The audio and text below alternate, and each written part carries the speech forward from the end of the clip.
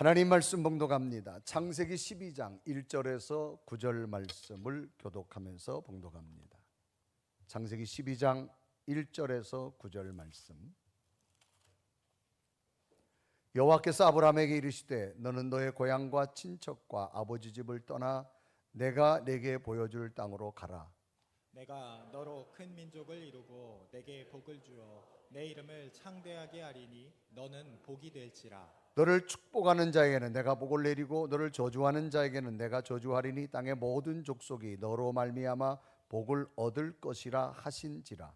이에 아브라함이 여호와의 말씀을 따라갔고 롯도 그와 함께 갔으며 아브라함이 하란을 떠날 때에 75세였더라. 아브라함이 그의 아내 사레와 조카 롯과 하란에서 모은 모든 소유와 얻은 사람을 이끌고 가나안 땅으로 가려고 떠나서 마침내 가나안 땅에 들어갔더라. 아브라함이 그 땅을 지나 세겜 땅 모래 상수리 나무에 이르니 그때 가나안 사람이 그 땅에 거주하였더라. 여호와께서 아브라함에게 나타나 이르시되 내가 이 땅을 내 자손에게 주리라 하신지라. 자기에게 나타나신 여호와께서 그가 그곳에서 제단을 쌓고 거기서 베델 동쪽 산으로 옮겨 장막을 치니 서쪽은 베델이요 동쪽은 아이라. 그가 그곳에서 여호와께 제단을 쌓고 여호와의 이름을 부르더니 점점 남방으로 옮겨갔더라. 아멘. 아멘. 오늘 예배하는 여러분에게 하늘의 기쁨과 하나님의 능력이 임하는 예배 되기를 주님의 이름으로 축복합니다. 용어 가운데 벤치마킹이라고 하는 용어가 있습니다. 이것은 개인, 기업, 정부 또는 다양한 주체가 경쟁력을 위하여 타사에서 배워오는 기법을 우리는 벤치마킹이라고 합니다. 기업에서 경쟁력을 제고하기 위해서 배워오는 여러 가지 기법, 어떤 성과를 위해서 어떤 타사에 또는 다른 사람의 다른 모임에 참고할 만한 것을 비교해서 내게 유익된 것을 내게로 적용하는 것을 우리는 벤치마킹이라고 합니다. 가령 이런 거죠. 많은 식당들이 있는데 유난히 잘 되는 식당이 있습니다. 왜 저 식당이 저렇게 잘 될까? 아마 맛이 독특한 것, 친절한 것, 청결한 것, 즉 식사 메뉴의 가격이 저렴한 것, 뭐 위치가 최적인 것, 인테리어가 독특한 것, 뭐 다양한 것이 있을 겁니다. 그러면 우리 식당에는 무엇이 부족해서 손님이 오지 않을까? 저 집에 탁월한 것을 내게 잘 적용하는 겁니다. 그래서 원인을 분석하고 좋은 것을 적용해서 결국은 생산성 효과와 경제적 효과를 만드는 것, 이것을 우리는 벤치마킹이라고 합니다. 이 벤치마킹의 용어의 유래는 토목공사에서부터 시작됐습니다. 예전에는 어떤 높이를 재는 것이 일정하지 않을 때에 벤치마크라고 하는 것을 이것을 일정한 곳에 쇠막대기를 세워놓습니다. 그러면 이것을 기점으로 해서 어떤 높이를 재는 것, 그래서 벤치마크라고 사용되어졌고 후에는 벤치마킹, 이거를 통해서 무엇인가 우리가 행위하는 자체를 특정하게 되어집니다. 벤치마킹을 하는 목적이 뭐냐? 내 상대 좋은 점을 찾아서 내게 적용하여서 내게도 새롭게 생산력을 높이고 경제적 효과를 만들고 유익을 만드는 걸 벤치마킹이라고 이렇게 말합니다. 이것은 개인과 기업, 단체나 국가나 다양한 부류의 사람들이 서로 사용하고 있습니다. 저는 오늘 이런 벤치마킹 우리들의 신앙생활에도 한번 적용해 보고자 하는 겁니다. 우리들이 신앙생활하면서 가장 중요한 것이 바로 영적인 부분이라서 저는 영적 벤치마킹이라고 하는 설교의 주제를 찾아봤습니다. 성경에는 많은 사람들이 등장합니다. 정말 다양한 사람들의 모습이지요.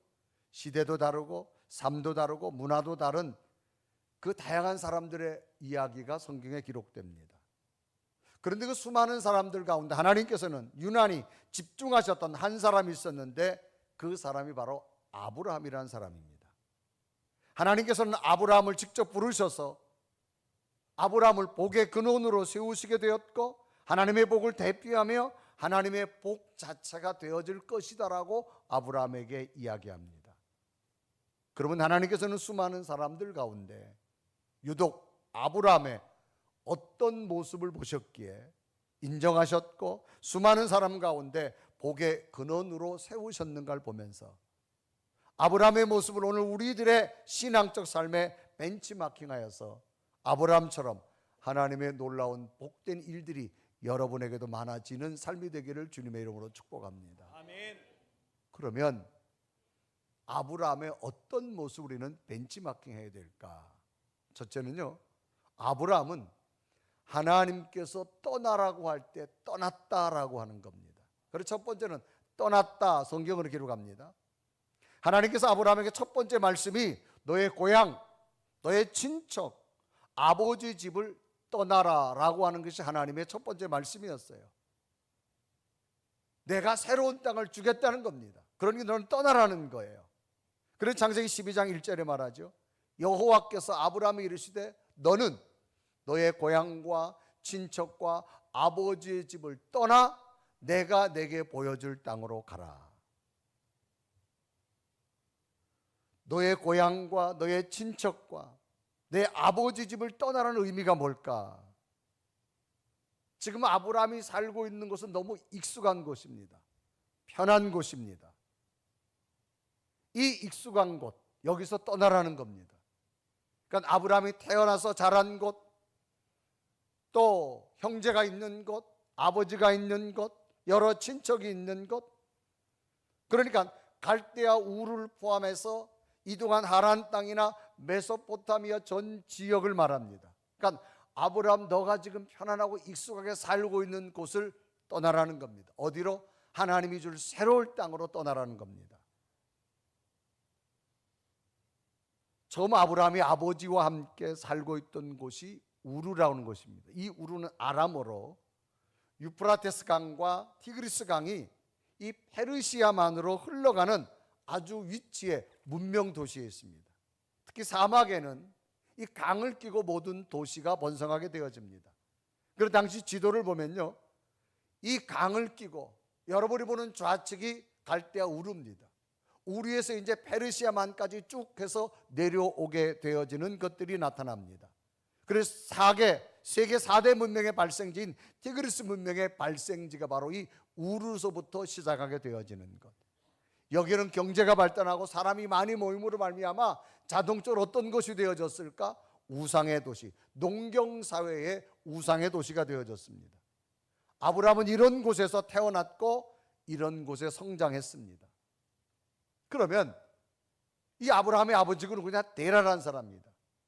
그러면 데라는 어떤 사람이었을까? 이 데라의 출생 배경을 본다면 이 데라는 노아의 홍수 이후에 지구는 다 멸망합니다. 누구만 살아남느냐? 노아와 그의 가족들만 살아남습니다. 이제 생존자는 노아의 아들 셈과 함과 야벳이 흩어져서 지구상에 살게 되죠. 그래서 창세기 10장 1절에 기록합니다. 노아의 아들 셈과 함과 야벳의 족보는 이러하니라 홍수 후에 그들이 아들을 낳았으니라고 기록합니다. 그리고 홍수 후에 이들이 각 지역에 흩어져 살게 됩니다. 그래서 10장 32절에 기록하죠. 이들은 그 백성들의 족보에 따르면 노아 자손의 족속들이요 홍수 후에 이들에게서 그 땅의 백성들이 나뉘었더라 그랬습니다. 그래서 이제 홍수 이후에 노아의 아들들이 흩어져서 이제 새로운 집단책을 이루면서 그들이 모여서 사는 곳이 신할 평지라고 하는 겁니다. 신할 평지에서 사람이 많아지고 이제 살만하고 나니까 다시 또 뭘 하느냐? 하나님 앞에 또 대항해보자. 그래서 그들이 한 것이 바벨탑을 쌓게 됩니다. 그러나 결국 하나님께서 언어를 혼잡시켜서 저들로 하여금 분산시켜서 바벨탑을 더 이상 쌓지 못하고 하나님 앞에 도전하지 못하게 합니다. 이때 역사적 자료를 보면 이라크의 수도 바그다드 주변을 보면 지금도 그때 바벨탑을 쌓았던 지구라트라고 하는 우상의 신전의 터가 그대로 있고 그 모형을 지금도 가지고 있게 되어지는 것을 봅니다.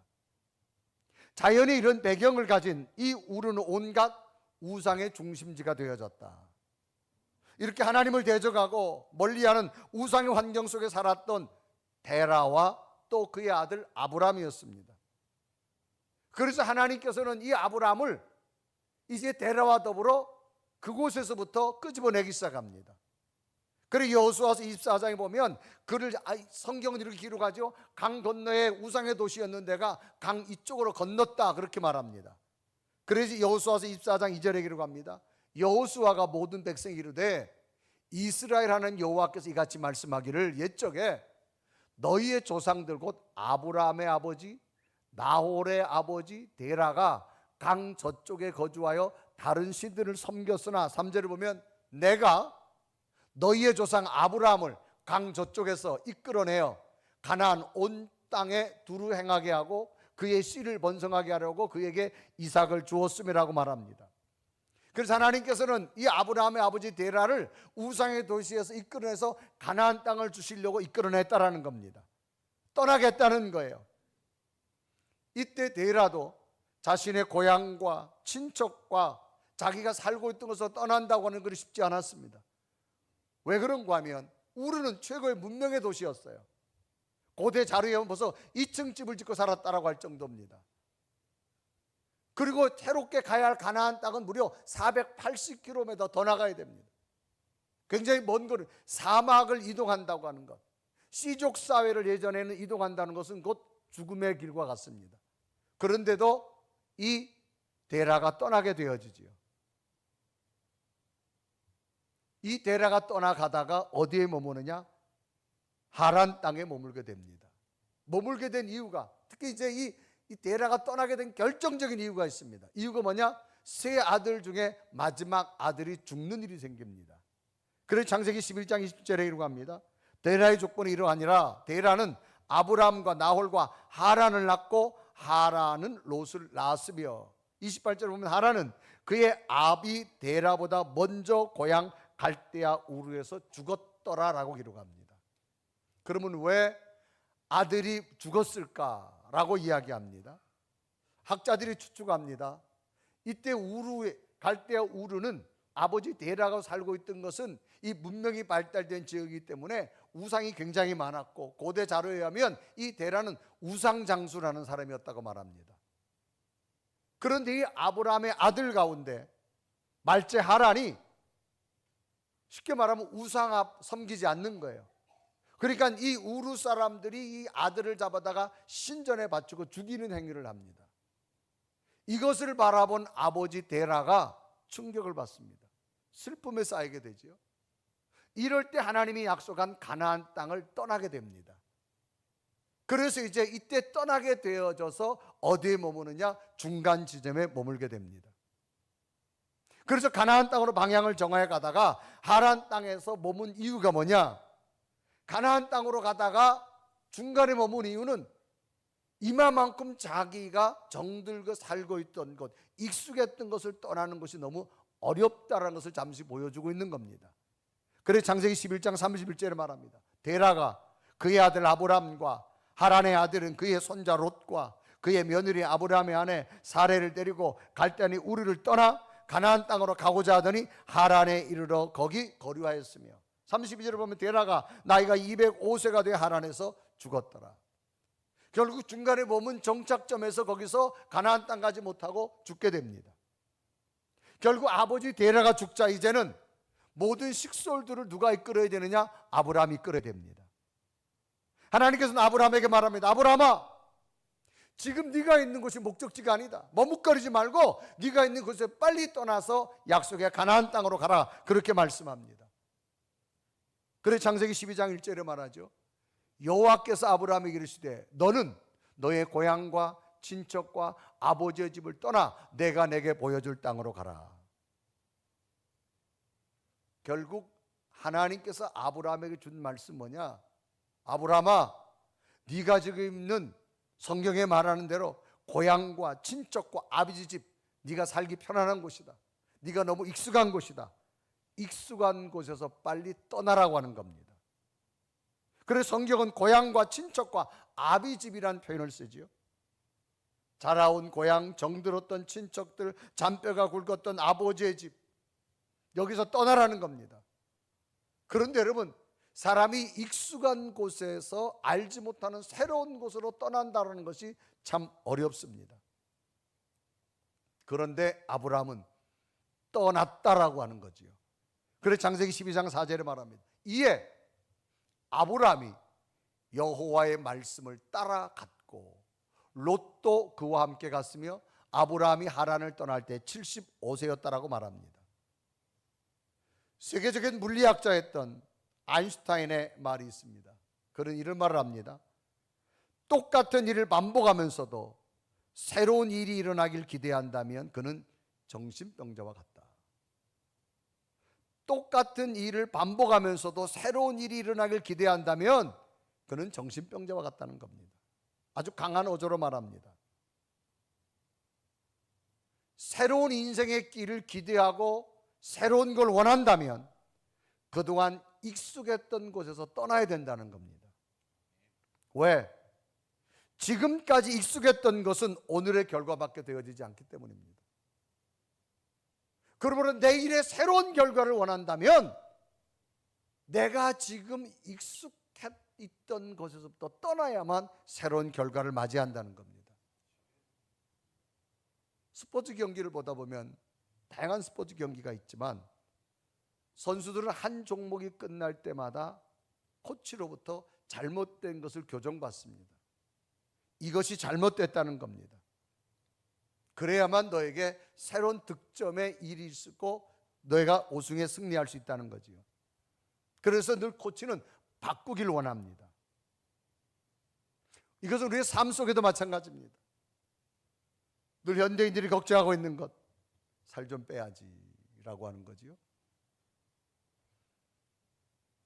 늘 익숙해 있던 과식하는 거, 운동하지 않는 것을 안 바꾸면서 살 좀 빼야지.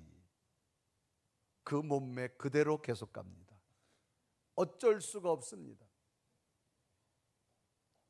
새로운 변화는 바꿀 때 일어나는 겁니다. 새로운 변화를 얻기 위해서는 익숙했던 것에 과감히 떠나야 된다는 거예요. 그런데 안타깝게도 우리들이 새로운 삶을 살지 못하는 중 하나가 늘 익숙해 있는 것을 포기하지 못하기 때문입니다. 떠나지 못하기 때문이라는 거죠. 우리의 신앙생활에서도 믿음 생활, 직분 생활 잘해야지 잘합니다. 그런데도 발전이 없는 것은 익숙한 것에서 떠나지 않았기 때문입니다. 익숙한 생각, 익숙했던 행동, 익숙했던 판단, 내 삶 속에 익숙했던 모든 패턴들, 하나님이 아닌 자신이 먼저 우선되어졌던 삶의 패턴들이 계속 있는 한 신앙에 더 이상 성장과 발전은 기대할 수가 없다는 겁니다. 사람은 자기 몸에 익숙해진 것을 버리고 떠난다고 하는 것이 매우 어렵습니다. 그래서 사람이 습관을 이긴다고 하는 게 참 어려워요. 여러분 가만히 보세요. 통상적으로 여러분이 예배 시간 여러분 이브이 11시에 옵니다. 자기 오는 시간이 거의 일정합니다. 가만히 보십시오. 52주간 동안 여러분이 오는 시간이 거의 일정해요.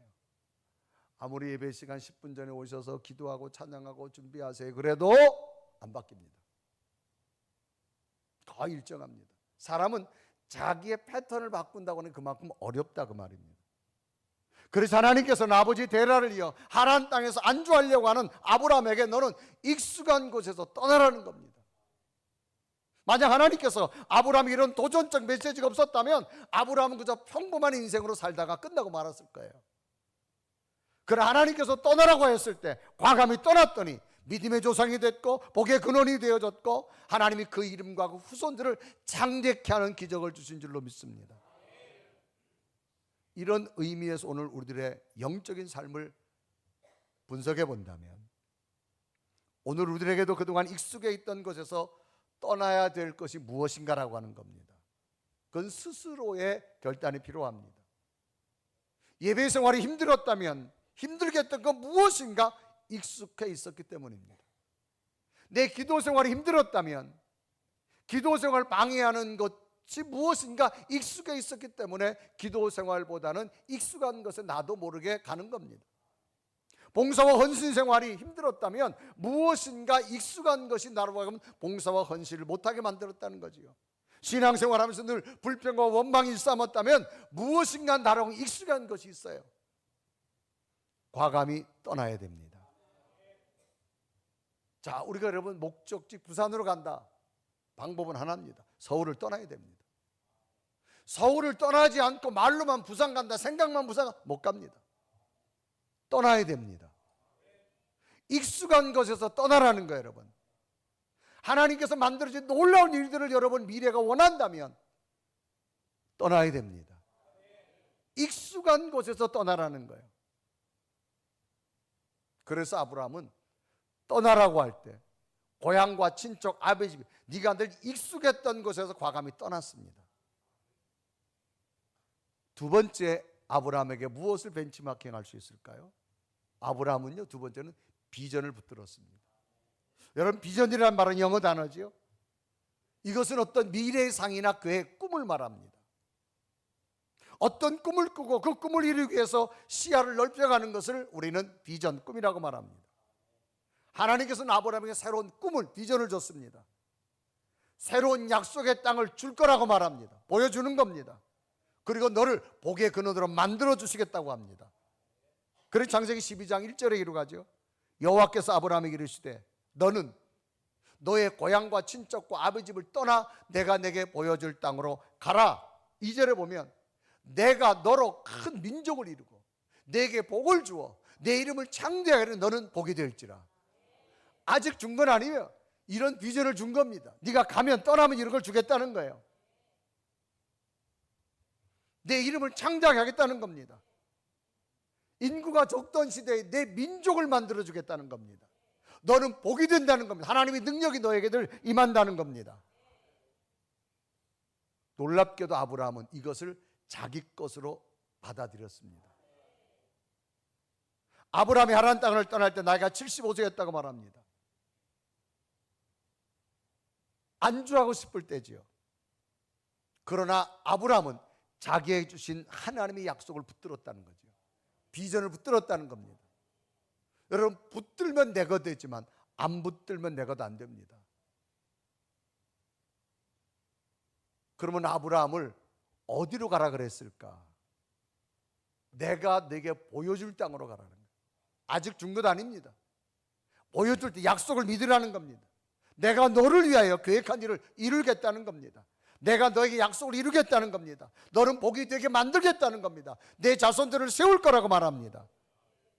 이것을 아브라함은 붙들었다는 거죠. 오늘 우리 삶에서 가장 중요한 것은 하나님이 주시는 비전을 내 것으로 붙들 수 있는 믿음이 필요합니다. 여러분, 예배 드리다가 말씀을 듣다가 성령의 감동이 내게 주신 사인이 있어요. 붙들면 내 것 됩니다. 따라합시다. 붙들면 내 것 되지만 안 붙들면 안 된다. 그래서 아브라함은 아직 약속의 땅을 준 게 아니에요. 주시겠다는 거예요. 이것을 자기의 비전으로 분명히 하나님이 주실 약속으로 붙들었다는 사실이지요. 요즘 저출산 문제도 심각하면서 자연히 나오는 게 대학 문제입니다. 그런 이야기 하죠. 벚꽃 피는 순서대로 대학이 문을 닫을 것이다 라고 하는 현실. 특별히 지방에 있는 대학들은 더 심각할 경영의 위기까지 되어지고 존폐의 위기까지 되어집니다. 이런 가운데 한 인물을 소개한다면 김영길 교수라는 분이 있습니다. 이분은 공학 박사입니다. 일찍이 미국 가서 세계적인 석학들이 근무하는 나사에서 근무합니다. 미 우주항공개발국이라는 곳에 근무했고 여기서 발명왕을 2번이나 수상했습니다. 미국 저명 과학자 인명사전에 등록된 사람입니다. 세계적인 과학자로 명성을 얻고 미국에서 한국에 귀국했을 때 그는 서울에서 무언가 일을 해보려고 다양한 방면으로 물색을 했습니다. 여러 가지 제안이 많이 있었습니다. 그런데 뜻밖에도 지방에 있는 신설대학, 그것도 포항에서 멀리 떨어진 산 속에 이름도 없는 대학에서 총장으로 오라는 거예요. 그 대학이 한동대학입니다. 당연히 거절하지요. 아니 내가 그래도 세계적인 석학인데 저 지방에 있는 한동대학에서 초대 총장으로 오라고 안 간다고 거절합니다. 그런데 주일 예배를 드리는데 그날 목사님 설교가 아브라함 설교였어요. 창세기 12장 떠나라. 이 말이 자기 가슴에 꽉 맺히는 거예요. 너를 통하여 놀라운 일을 행하리라. 이때 이 총장이, 교수가 자기 주신 말씀으로 붙잡았습니다. 그래서 그 약속의 말씀을 붙들고 한동대 초대 총장으로 갔습니다. 놀랍게도 이름 없던 시골 대학이 명문대학으로 짧은 시간에 자리매김할 수가 있었고요. 이분이 19년 동안 한동대 총장을 지내서 이제는 글로벌의 세계 앞에 우뚝 설 수 있는 대학을 만든 것은 이 김영길 총장. 하나님의 음성을 듣고 하나님의 비전을 나의 비전으로 붙잡았을 때 하나님이 이를 통해서 이루어 주셨다라고 하는 사실입니다. 오늘 우리들에게도 하나님 말씀을 들을 때 나를 향하신 하나님의 뜻과 하나님의 명령 깨달으면서 하나님의 비전을 붙들 수 있는 은혜가 필요합니다. 오늘도 말씀 속에 여러분에게 주신 하나님의 비전을 붙들었으면 좋겠어요. 아, 하나님께서 나를 이렇게 인도하시는구나. 아, 정말 하나님께서 이런 것을 행하기를 원하시는구나. 아, 하나님께서 이런 결단을 내게 하도록 하나님께서 이끄시는구나. 아브라함은 자신에게 주는 비전을 자신의 것으로 붙들었습니다. 여러분들도 여러분이 주신 하나님의 약속의 비전을 붙들 수 있는 믿음이 되길 바랍니다. 세 번째는요, 믿음의 도전이었습니다. 여러분, 도전이란 말은 어렵다고 물러서거나 이런 게 아닙니다. 정면으로 어려움에 맞서는 겁니다. 그러니까 무슨 일을 하려고 할 때 순조로운 건 없어요. 그러나 도전하는 겁니다. 무엇으로 도전하나? 하나님을 믿는 믿음으로 도전한다는 겁니다. 아브라함이 떠나라고 할 때 75세입니다. 이동하기보다는 오히려 안정과 휴식을 원하는 그런 시기였습니다. 그래서 창세기 12장 4절에 이르고 하죠. 이에 아브라함이 여호와의 말씀을 따라갔고 롯도 그와 함께 갔으며 아브라함이 하란을 떠날 때 75세였더라라고 기록합니다. 또한 아브라함이 하란에서 가나안 땅까지 약 480km 먼 사막을 가야 됩니다. 혼자의 몸도 아닙니다. 온 가족, 친척, 가축을 다 이동해야 됩니다. 이제 이곳을 떠나서 480km 가다가 죽을 수도 있습니다. 그런데도 아브라함은 뭐냐? 믿음으로 도전했다는 겁니다. 그래서 창세기 12장 5절에 이르고 하지요. 아브라함이 그의 아내 사레와 조카 롯과 하란에서 모은 모든 소유와 얻은 사람들을 이끌고 가나안 땅으로 가려고 떠나 마침내 가나안 땅에 들어갔더라. 혼자도 아닙니다.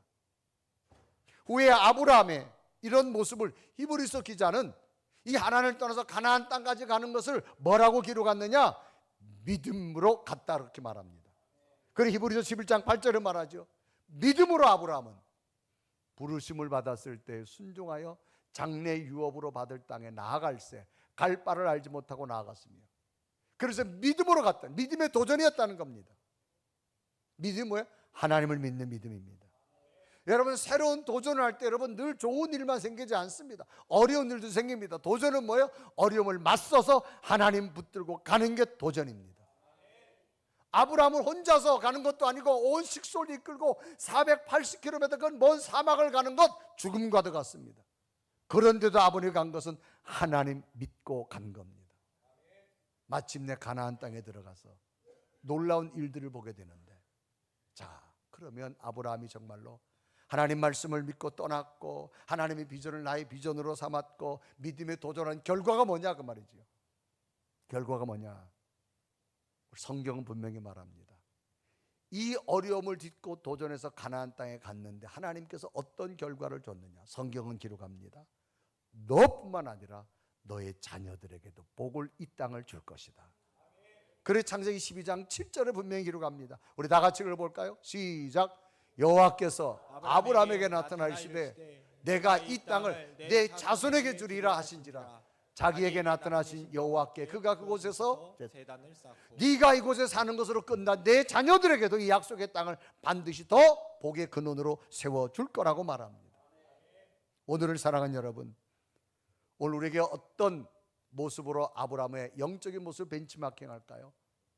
여러분, 하나님의 말씀을 붙잡았을 때 떠날 수 있는 은혜가 있길 바랍니다. 익숙했던 곳에서 떠나는 것 참 어렵습니다. 떠날 수 있는 이유는 약속을 붙들면 떠날 수 있습니다. 어렵지만 하나님과 함께 믿음의 도전이 있으면 가능합니다. 오늘 이 아브라함의 벤치마킹이 오늘 여러분에게 도전이 되어져서 하나님의 새로운 역사가 여러분을 통하여서 어떤 말씀이 내게 온다 할지라도 행하고 그 비전을 나의 비전으로 삼고 하나님의 큰 기적이 여러분 있기를 주님의 이름으로 축복합니다. 우리 한번 고백하며 찬양할까요? 주님 말씀하신다면 늘 나아갑니다. 주님 뜻이라면 내가 멈춰서겠습니다. 내가 가고서는 것 주님 뜻 안에 있습니다. 우리 고백하며 찬양합니다. 주님 말씀하시면 주님 말씀하시면 내가 나아가리라. 주님 뜻이 아니면 내가 멈춰서 나의 가고서는 것 주님 뜻에 있으니 오 주님 말씀하시면 내가 나아가리라. 주님 말씀하시면 내가 나아가리라. 주님 뜻이 아니면 내가 멈춰서 나의 가고서는 것 주님 뜻에 있으니 오 주님 나를 이끄소서. 오 주님 나를 이끄소서. 뜻하신 그곳에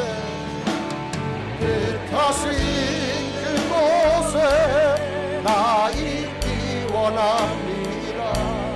이끄시는 대로 순종하며 살리 연약한 내 영혼 통하여 일하소서.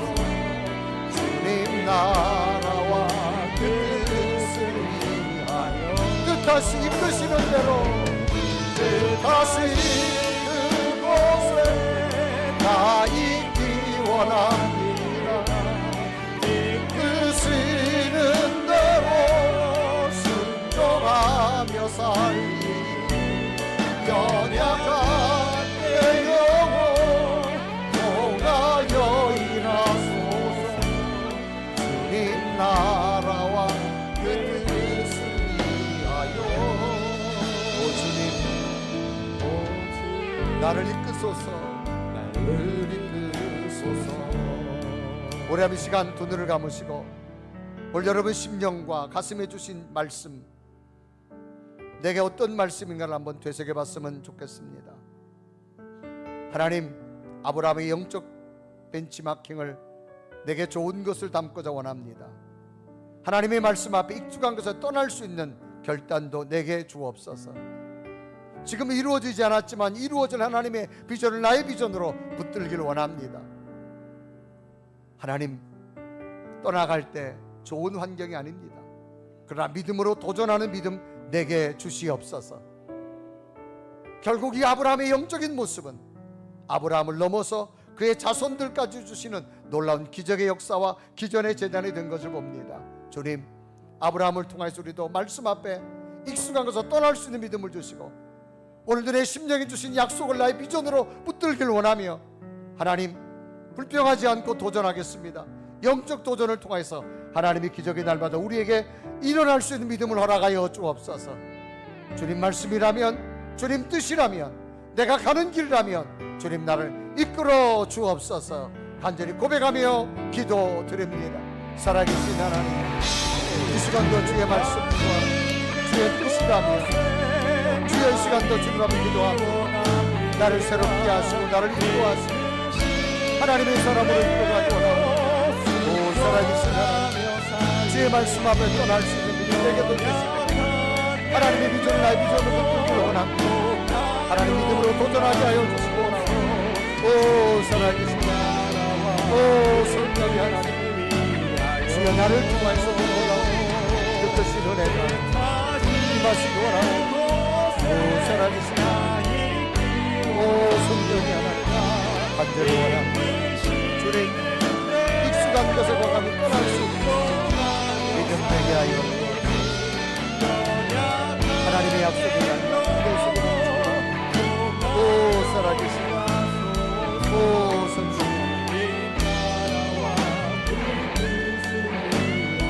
오 주님 나를 이끄소서. 오 주님